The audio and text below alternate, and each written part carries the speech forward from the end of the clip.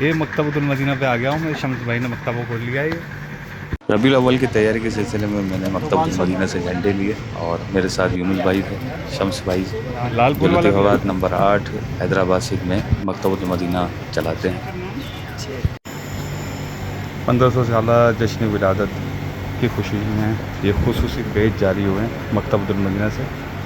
ये मैंने ख़रीद लिए हैं, इंशाल्लाह इनको भी सजाएंगे। बड़ा खूबसूरत पेज बनाया है और ये मैंने 12 अदद लिए हैं। इसके 544 6 और एक वो बड़े वाले, ठीक है। ये जी दूर एक झंडा लहरा हुआ है माशाल्लाह। और ये हमारे झंडे जो हमने लगाए हैं तो ये हैं माशाल्लाह।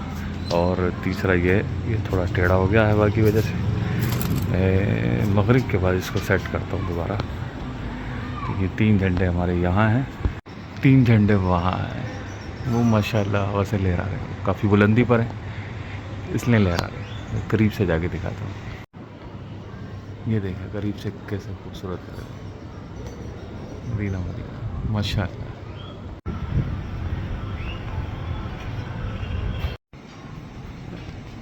ये झंडे कुछ यहाँ लगा दिए हमने और ये लाइटें लग चुकी हैं। फैज़ान मदीना में हाज़िरी हुई, वहाँ भी माशाल्लाह बहुत ज़बरदस्त सजावट थी।